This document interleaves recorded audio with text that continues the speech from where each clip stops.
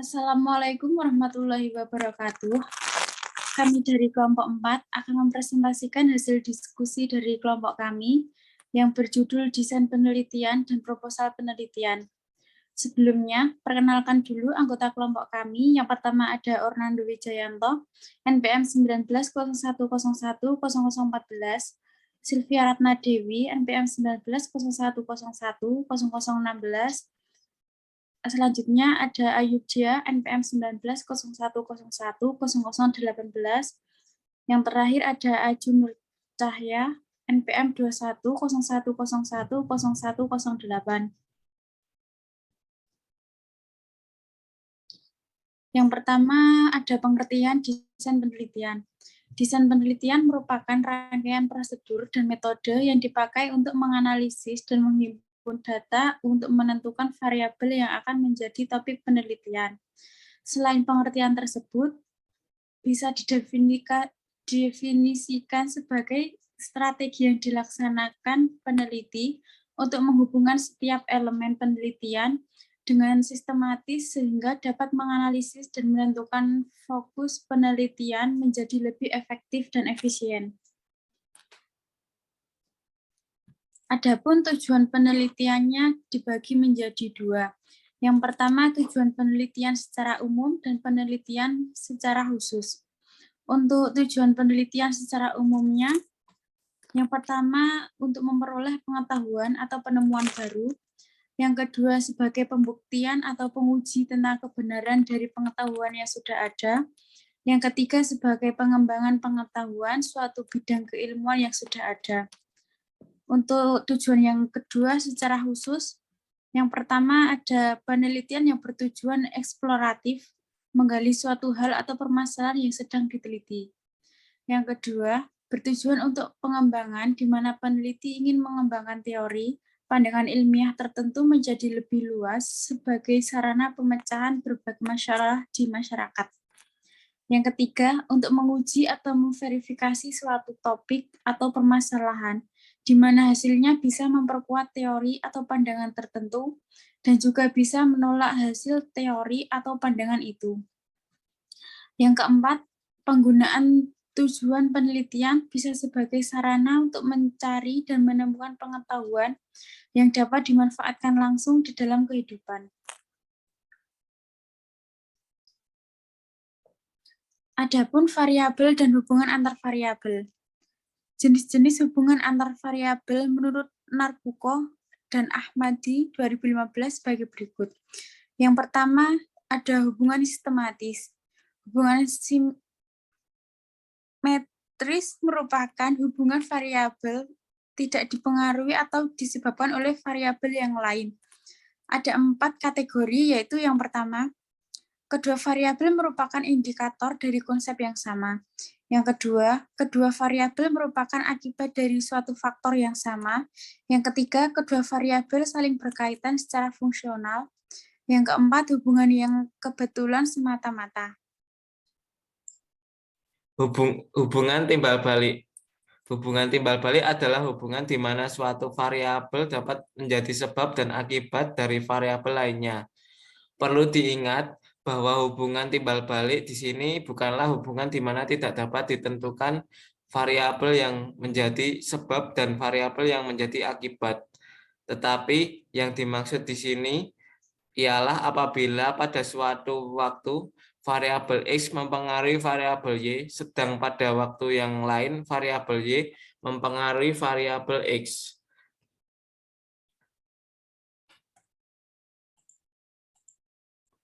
Kemudian hubungan asimetris. Pada pokok di dalam analisis sosial terdapat di dalam hubungan asimetris ini, di mana satu variabel mempengaruhi variabel yang lainnya.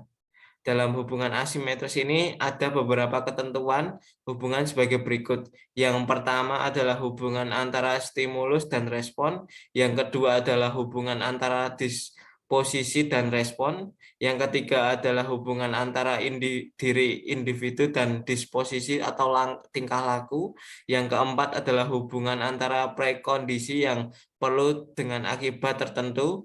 Yang kelima adalah hubungan yang imanen antar dua variabel. Yang terakhir adalah hubungan antara tujuan N dan cara means. Tipe hubungan antar variabel dibagi menjadi dua. Yang pertama adalah hubungan korelasional, adalah hubungan yang atau asosiasi antar variabel yang satu dengan variabel yang lain yang bukan merupakan hubungan sebab akibat. Yang kedua adalah sebab akibat. Hubungan yang menyatakan bahwa variabel dependen dijelaskan atau dipengaruhi variabel independen. Horizon waktu. Horizon waktu ini dibagi menjadi tiga, yaitu pertama adalah studi satu tahap atau one shot study, yang kedua adalah studi time atau series, yang ketiga adalah studi beberapa tahap. Yang pertama adalah studi satu tahap itu dibagi menjadi tiga, yaitu penelitian yang mengumpulkan datanya dilakukan satu tahap sekaligus. Yang kedua adalah studi cross-sectional. Yang ketiga adalah studi yang datanya berupa beberapa subjek pada kurun waktu tertentu dan dilakukannya hanya satu tahap. Studi ini untuk mengetahui hubungan komparatif beberapa subjek diteliti. Yang kedua adalah studi time series, adalah merupakan studi yang satu tahap yang datanya berupa data dalam rangkaian waktu tertentu. Yang ketiga adalah studi beberapa tahap, merupakan studi yang mengetahui pola kecenderungan hubungan kausal komparatif dan hubungan sebab akibat, pada umumnya memerlukan lebih dari satu tahapan pengumpulan data. Proposal atau usulan penelitian adalah suatu pernyataan tertulis mengenai rencana atau rancangan penelitian secara keseluruhan, berisikan hal-hal tertentu seperti latar belakang dan perumusan masalah, perumusan tujuan penelitian, perumusan metodologi strategi operasi penelitian, penentuan schedule waktu kerja, dan sebagainya. Fungsi proposal penelitian. Ada 5 fungsi proposal penelitian. Yang pertama, meyakinkan orang lain bahwa penelitian yang diusulkan penting untuk dilakukan. Kemudian yang kedua, memperlihatkan keakraban peneliti dengan bidang yang diteliti dan kompetensi peneliti dalam melaksanakan penelitian yang akan dilakukannya. Kemudian yang ketiga, menjadi dokumen kontrak informal peneliti dengan penyandang dananya sebagai kesepakatan tentang ruang lingkup kegiatan penelitian yang akan dilakukan.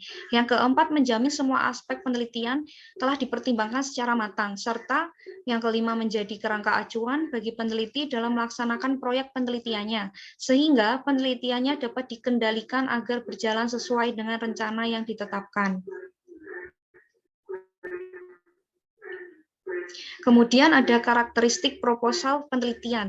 Yang pertama ada merupakan suatu rancangan pokok penelitian yang akan dilakukan guna mengumpulkan bahan penulisan skripsi. Kemudian yang kedua, memperlihatkan kemampuan mahasiswa terhadap permasalahan yang akan diteliti dan pendekatan atau metode yang digunakan dalam penelitian tersebut. Yang ketiga, ruang lingkup proposal sesuai dengan bidang kajian akademis mahasiswa. Kemudian yang terakhir, rancangan penelitian mengacu kepada permasalahan aktual dan memiliki kontribusi bagi pengembangan ilmu maupun kepentingan praktisi di lapangan. Kemudian macam proposal penelitian. Yang pertama ada proposal penelitian pengembangan, proposal penelitian kajian pustaka, dan juga proposal penelitian kualitatif dan kuantitatif. Proposal penelitian pengembangan adalah kegiatan yang menghasilkan rancangan atau produk yang dapat dipakai untuk memecahkan masalah-masalah aktual.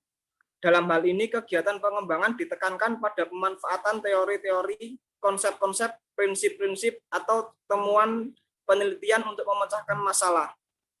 Kemudian proposal penelitian kajian pustaka adalah telaah yang dilaksanakan untuk memecahkan suatu masalah yang pada dasarnya bertumpu pada penelaahan kritis dan mendalam terhadap bahan-bahan pustaka yang relevan. Kemudian proposal penelitian kualitatif bersifat deskriptif dan cenderung menggunakan analisis dengan pendekatan induktif.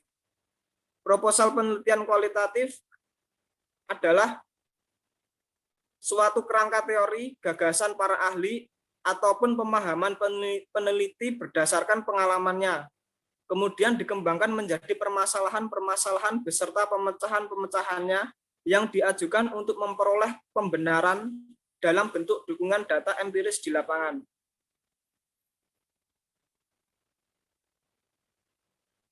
Sistematika pembuatan proposal penelitian. Yang pertama, nama atau judul dari proposal. Yang kedua, pendahuluan yang memuat tujuan, rumusan masalah, dari manfaat penelitian. Sistematika yang ketiga, dasar-dasar teori. Yang keempat, metode penelitian yang digunakan. Yang kelima, jadwal pelaksanaan kegiatan penelitian. Yang keenam, daftar orang-orang yang terlibat dalam pembuatan atau penyusunan proposal. Yang ketujuh, rincian seluruh kegiatan.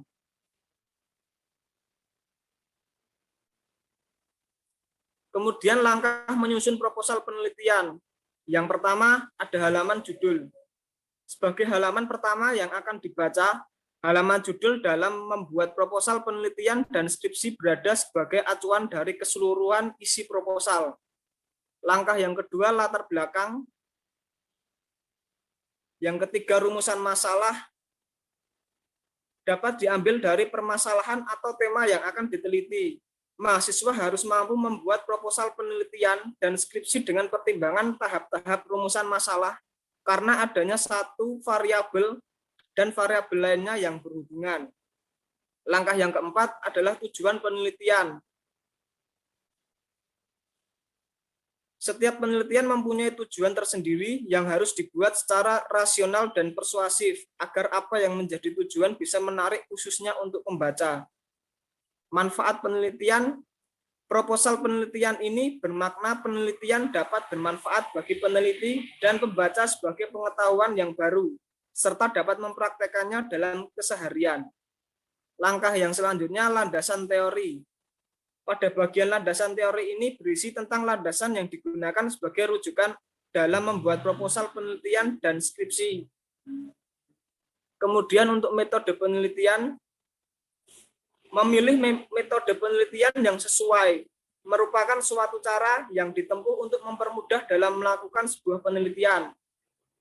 Kemudian struktur kerangka laporan. Pada struktur penulisan dari kerangka laporan ini berisi tentang poin-poin penting yang menjadi pokok bahasan dalam proposal penelitian, disertakan dengan semua aspek dasar yang menjadi sebab atau alasan kenapa penelitian ini dipilih dari proses awal hingga ke tahap akhir.